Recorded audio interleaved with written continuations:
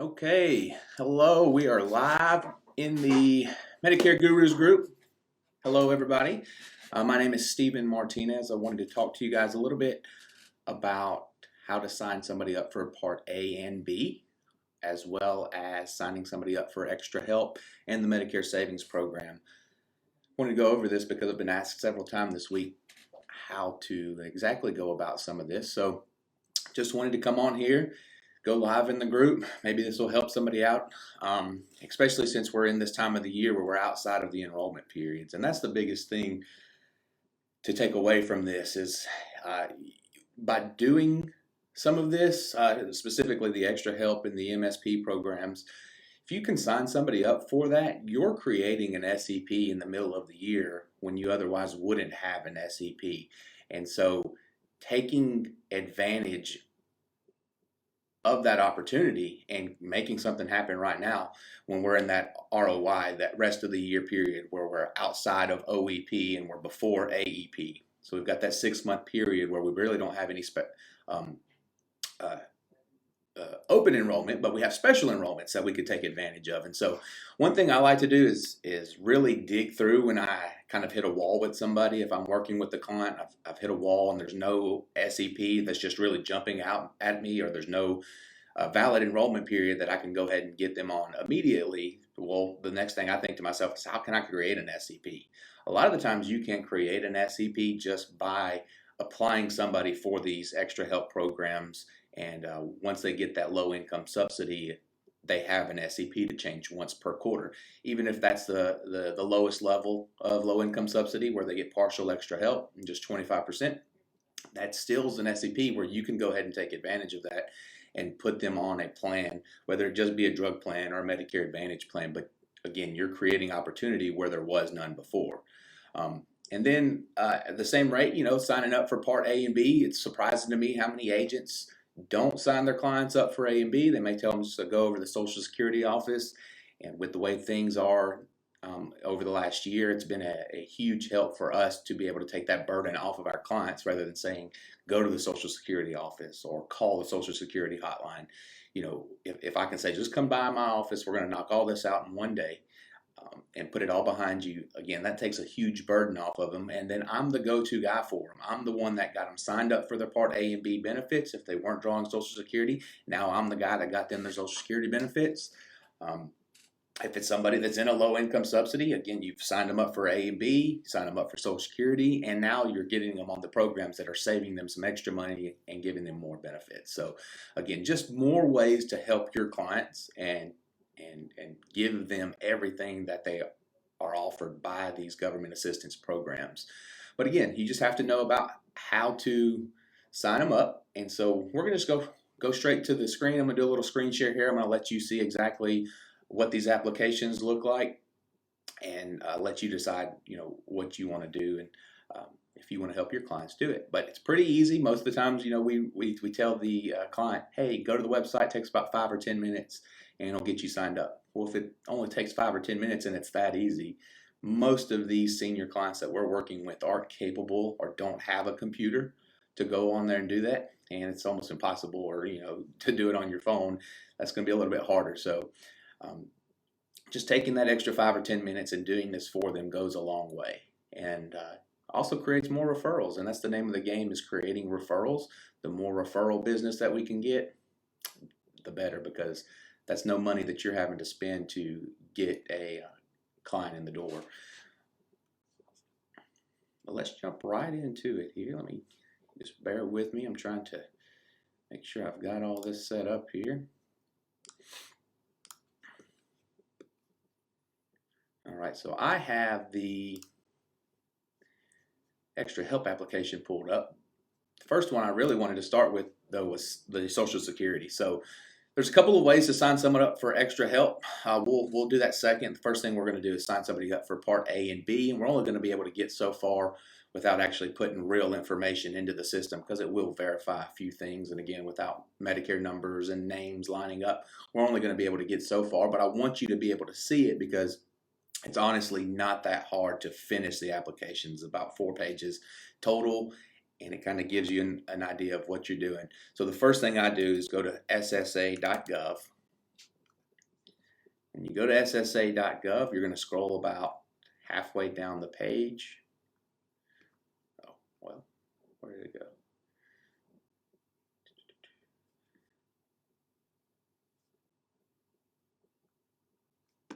Well, never mind. socialsecurity.gov. We'll get you there. They took that. There was a button down here that said apply for Medicare benefits. However, you can go to startpartb.com.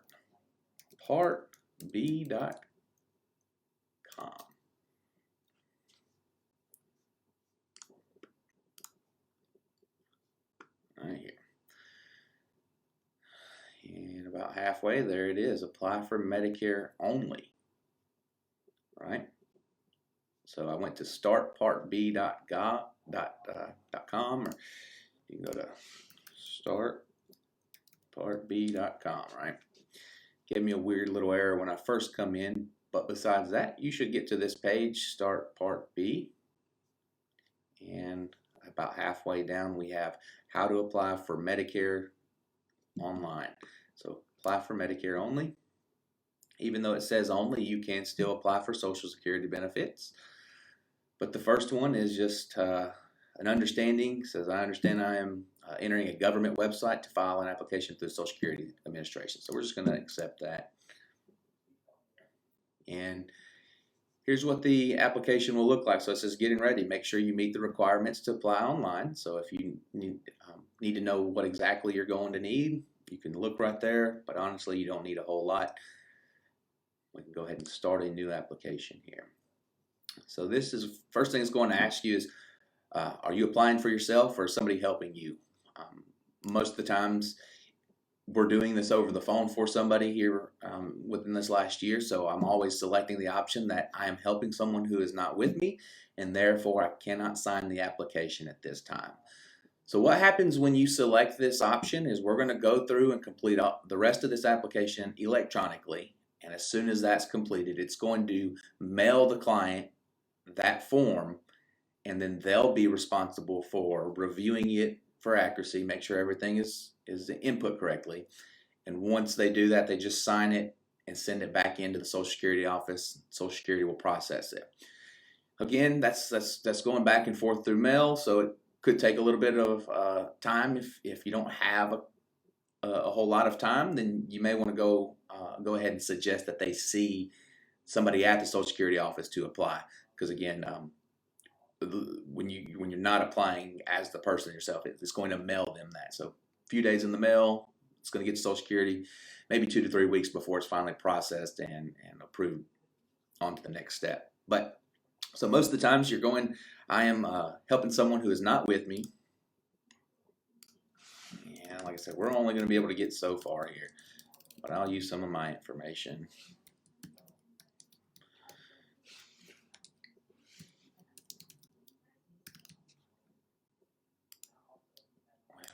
Put them a little sooner too. Let's just say they're starting in July. They're not blind, and during the 14 months have they been unable to work because of illness. So we're just going to say no. Oh, there you go. I can't even get that far.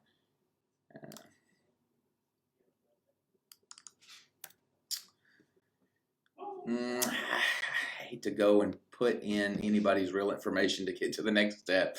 Just because this is live, I won't be able to blur anything out or do anything like that. But I thought I'd be able to get a little bit farther, but it's just a 4-page process to signing this up. Well, the next page is going to ask you, do you want to start your Part A and B?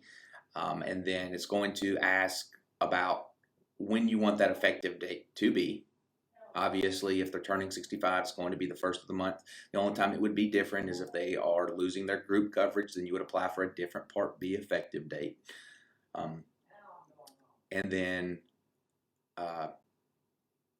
so it's just asking some very basic questions about their information, address, pretty much, the things that you've come accustomed to asking these people already. Most of the times you're already going to have this information on file. Once you fill this out, it's going to ask, the next thing is, do you want to start receiving your Social Security benefits? That's going to depend on the client. If they do, select yes. If not, Just put, I'm going to delay my Social Security income benefit. That'll allow you to continue the process just signing up for Part A and B, or just Part B, whichever the case may be.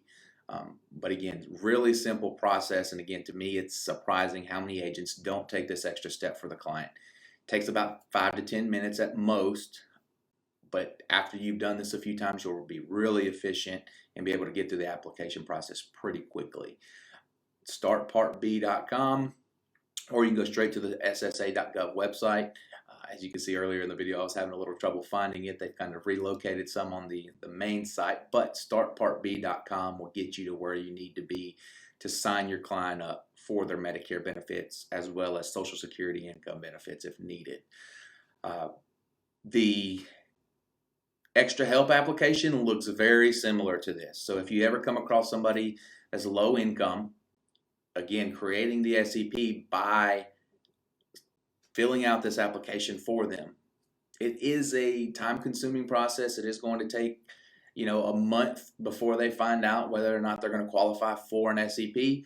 But I guarantee you, if you keep doing this with every LIS person that you come across, or anybody that you think may qualify, you keep stuff in that pipeline, and you'll steady have these D-SNPs come back, because they'll qualify for dual eligible. They'll get full Medicaid, where they're getting the Medicare Savings Program. They may be classified as QMB or QMB plus, full benefit Medicaid beneficiary. So there's all kinds of levels that they could get that would give them all these extra assistance, but all of them create that SEP. So now you're able to enroll them in a Medicare Advantage plan, or enroll them in a dual eligible plan, or maybe it's just a prescription drug plan at the very least, but now you've helped them and limit them on their drug costs. So what we just had happen was somebody saved $148.50. They didn't get full Medicare full extra help benefits, but they got partial extra help, and it paid the $148 Part B premium for them. And hey, if you can free up $148 for the client, there's opportunity for you to capture some of the savings by giving them extra benefits, whether it be a final expense plan or adding on some extra dental, vision, and hearing. These people are willing to spend that money once you free it up for them. They may tell you in the beginning that they don't have money, but once you've created that money for them, they'll spend a little bit of it with you. And so we like to say capture the savings. Again, it's a really simple process to do this. You can go to ssa.gov/extra help. This is not the preferred way that I like to do it, but this is one way to do it. I'll go over my preferred way to do it here in just a second. But one of the ways to sign somebody up for the Medicare savings programs or extra help. So if you apply for extra help, this is automatically going to see if they qualify for the Medicare savings programs. So it automatically run them through the Medicaid and savings programs and see if they can qualify. If they are going to get Medicaid and an MSP, most likely a social worker will contact them about how to get all the programs that are going to be available, and there may be some other criteria that they'll have to provide. But for the most part, you can apply somebody through here and they're going to get at least a level of extra help. It's going to take a few times of you looking at the criteria for what somebody could get based on their income. But once you know them income levels for your state, then it's pretty easy to remember. And every time you're coming across them people, you're asking them qualifying questions. How much is your Social Security benefits? How much are you paying for prescription drugs? Do you have any resources in the bank, stocks, bonds, assets other than your own home, real estate property, investments like IRAs or annuities? So you're going to ask them questions. You don't have to know all that. All of that information is right here on the application. So you just need to be mindful that there are levels, and then you got to come to the application and see if they can qualify. So one of the first things they ask, see if you qualify for extra help and apply. So they have a little calculator, if you will, where you put in some criteria and then you tell it their information, and it's going to tell you if you need to continue the application or not. So people will get extra help applications in the mail and they don't even know it. A lot of times they throw it away because they've never, they think it's scam. They've never asked for anything like that. And all of a sudden they're getting an application in the mail from Social Security saying, hey, we think you qualify for this program, but you need to fill out the application. And what happens is they don't fill out the application because it's literally a paper application they fill out and send back in. And so a lot of people don't take that. So one of the questions you could ask them is, hey, have you ever received an application to sign up for this type of program from Social Security? Sometimes they'll say yes. And when they say yes, well, you know that they already will most likely qualify because Social Security thinks that they'll qualify. Because Social Security is monitoring their income and their status from year to year. And if they ever fall under the criteria where they would qualify for the program, they start mailing them out them letters and saying, hey, you're going to qualify for extra help, just fill out the application. It's not a program that they're automatically enrolled in, so they're encouraging them to fill out the application, and again, that never gets done. So if you come across somebody that says they have received it, that's good news because you can most likely go ahead and move forward with it, and know that they're going to receive the benefits. So right here it tells you the income levels that would be required to sign somebody up. So again, just a few qualifying questions. Do you have any combined savings, investments, or real estate that are worth more than $29,000? Or if you're married, that's if you're married. Excuse me. If you're single, it can be $14,790. So I usually kind of generalize it. I usually say 30,000 and 15,000. Again, if we start getting real close to that, I'll start to really dig into it and get kind of exact. But you're going to have a good idea just by asking them questions. If they're single, 15,000. If they're married, $30,000 in assets, and combined savings and real estate. But again, if you're not sure whether they should move forward, you can click this button right here, find out if you qualify. It says do not use your browser's back button, but it's telling you everything that you're going to need to get through this. Bank account statements, checking, savings, certificate deposits, IRA, stocks, bonds, mutual funds, tax returns, payroll slips. A lot of times you don't need all that because most of the times these people don't have it.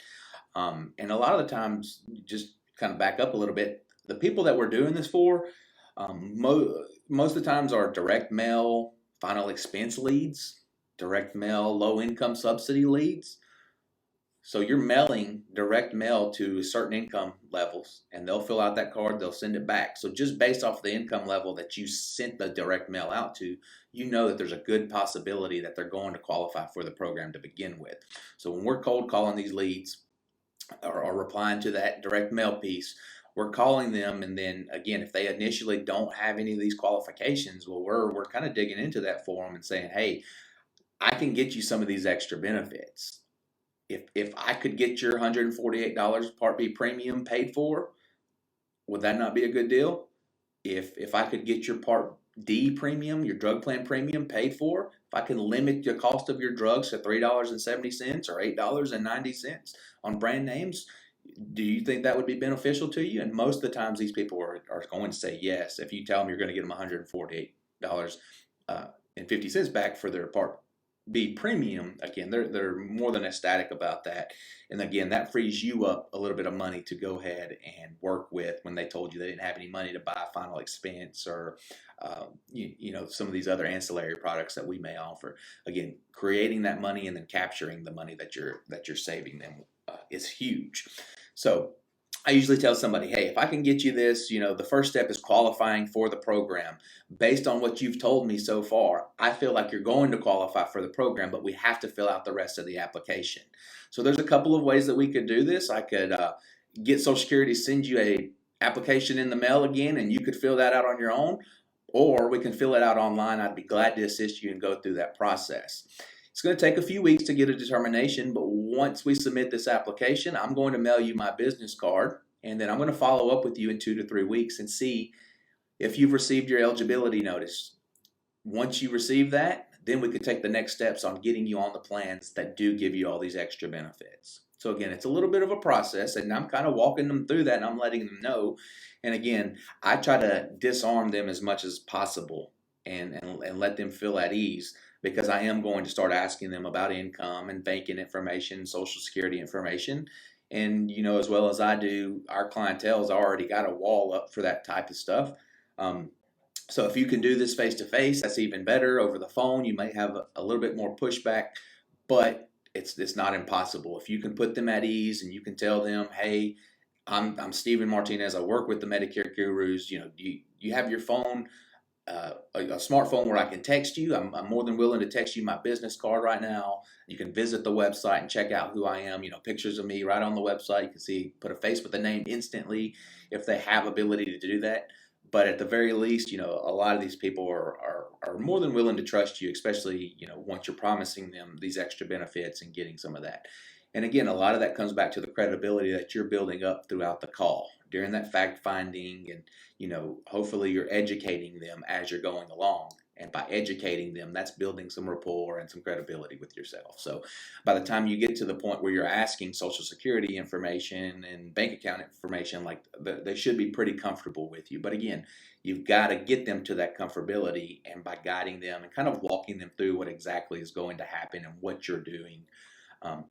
So I like to go ahead and fill out this application. Again, you can go straight to ssa.gov /extra help. If you already know what they're going to qualify for, which most of the times I do, I keep some handy dandy sheets here. I call them cheap sheets, but there's a publication that come online, how to apply for extra help online. I like to keep that because it has our criterias, right? So I could just flip to it. So I don't have to pull any web pages up or anything. I keep that right there on my desk so I can just instantly get it and say, yes, Miss Betty, is your income level this? Okay, well, you probably need to go ahead and move forward. So again, by the time I get here, I already know whether they're going to qualify or not. But you can go and see if they qualify by using this little step of the application. Should you use this application? Yes. I'm assisting somebody else. I always put my information in. If I'm a third-party agent and I'm filling this out, I always disclose that. I put it in there. Right here, again, they ask about it. Did you get an application in the mail? We'll say no. Do you or your spouse have Medicare? Yes. And are you or your spouse 65 or older? Yes. And have you received any disability benefits? No. For the sake of me, I'm in Mississippi, and we'll just say we're married and living together. And then again, do you have combined savings, investments, and real estate worth more than $29,000? Excuse me. And so usually you're going to say no or not sure. All right, so it says go ahead to complete the application. Select apply now. We will ask about your income, your spouse's income, and things that you and your spouse own. Documents that may help you prepare is your Social Security card, bank statements, including checking, savings, and certificate of deposits, IRA, stocks, bonds, savings bonds, mutual funds, tax returns, payroll slips, or your most recent Social Security benefit award letters. So don't have to have all that, but if they've got any of it, it's always good to have it. And so I'm always filling in my information. Other, and I use insurance agent. And 600.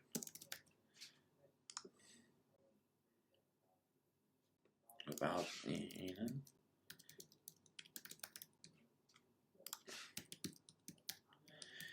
again, not going to get too far into this without actually putting real information in, but we can get pretty close. I'll just put 55. Have you worked? No. Does the spouse have Medicare? Do they wish to apply? But yes. If they have a spouse, it'll automatically run their spouse there. If you select yes, do the applicants have combined savings? Again, always asking about savings, assets, and real estate during this application. But since we selected yes, now we got to fill in the spouse's information. We want us to select no. We won't need to fill that out because there's no spouse. And then want to know if you've changed in the last 3 months.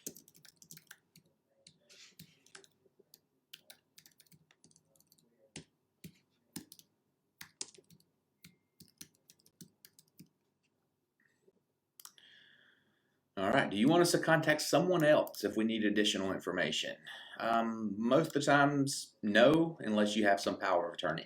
Again, we're not going to get too far because I'm not entering any real information. There's one more page to the application, but once that gets completed, bam, it is going to send it to them. It's going to give you a number in case you need to get back into the application. Always take down that confirmation number and record it. I usually put it in our CRM in the notes section that we've filled out an extra help application. And again, I'm setting a reminder in the CRM to follow up with this client about a month away because it's going to take 2 to 3 weeks for them to get a decision in the mail, most likely closer to a month. So I always put it about a month out. I'm going to follow up. And when I follow up, hey, Miss Betty, have you received your determination letter from Social Security, whether you qualify for the extra help program or any of the Medicare savings programs? And she's going to say yes.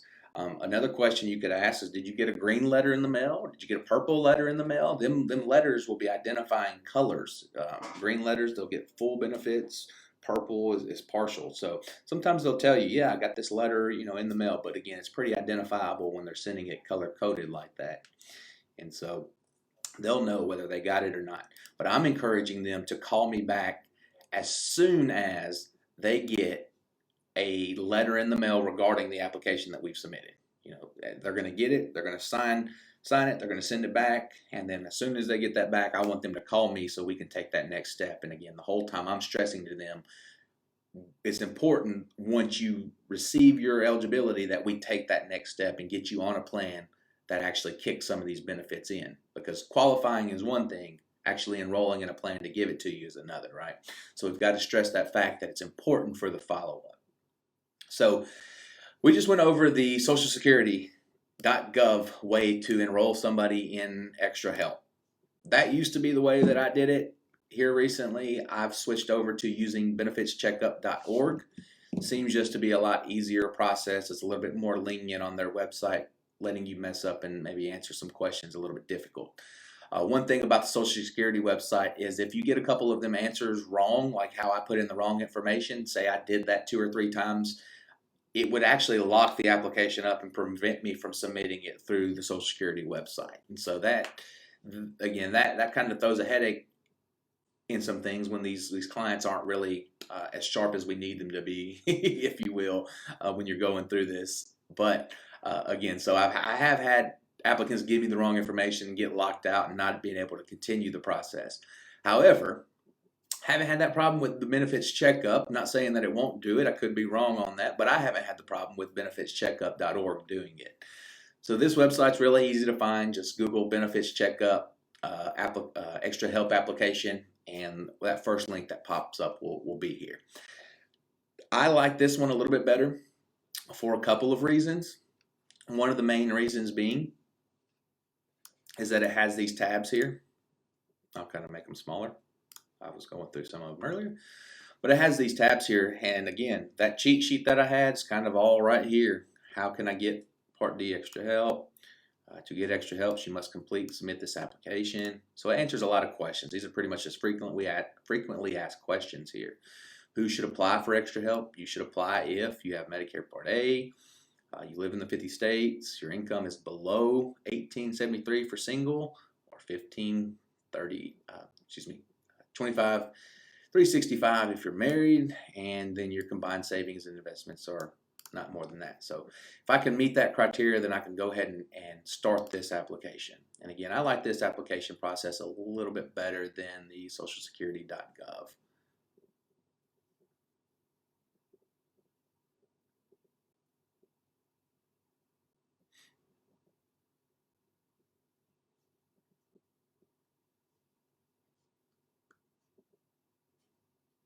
Okay.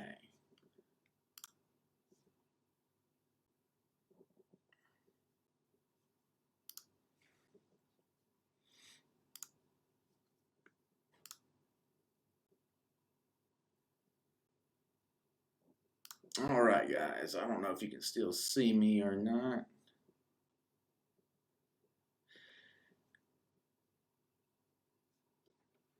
All right, just making sure we're still live. I thought I was having some issues here, so let me see. Bear with me here.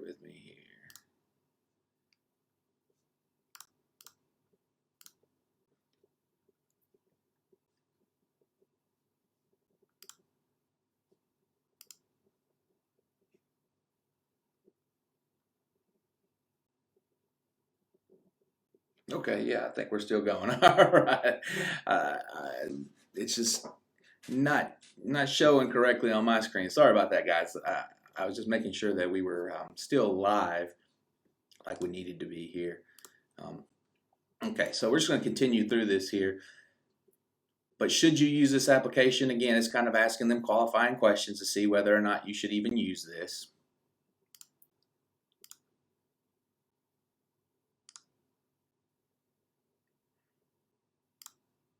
Same questions. Feel free to go to benefitscheckup.org and check this out. No, we're not sure. Again, same questions as Social Security. We were missing a response, so I'm going to enter a response there. Form completer's name. I'm going to put all my information in, and now it gets directly into the applicant's name, applicant's Social Security number, date of birth. And I don't know if theirs will let us, see if theirs will let us get any farther with some fake information, if you will.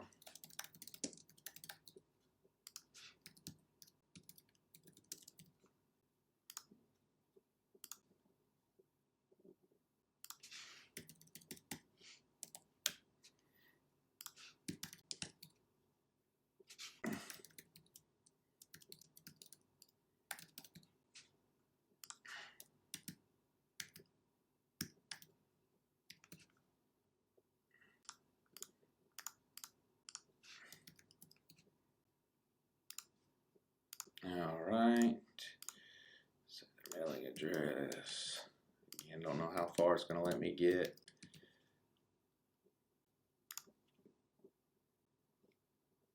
Yeah, so again, pretty self-explanatory though. Just go through the next couple of steps and you'll be on your way to helping your client sign up for the MSP, the Medicare Savings Program, which most likely will give them qualifications for these dual eligible or D-SNP Medicare Advantage plans that we've seen come so popular in the past few years, especially here in our market. So it's something that we heavily focus on during this 6-month period where we're outside of the typical enrollment periods that we like to take advantage of.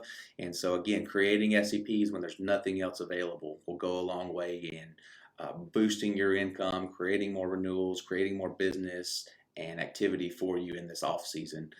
So I hope this helps somebody. Again, just been asked this question a lot this week, how to apply somebody for extra help, how to sign somebody up for Part A and B. It's really not hard, guys. Just go to the website, kind of play around with it. Once you've done it once or twice, you'll be like, wow, why was I not doing this for the past year or however long you've been dealing with Medicare beneficiaries. So I encourage you all to help your clients, get them more benefits, and once you get them more benefits, I promise you they'll stick with you a little bit longer than they would have had you not helped them go for something like this. So hope this has been helpful to you. Again, my name is Stephen Martinez, the Medicare professor with the Medicare Gurus. If I can ever help you with anything, feel free to reach out to us. We are here to be a resource for you, and hope you enjoy your weekend.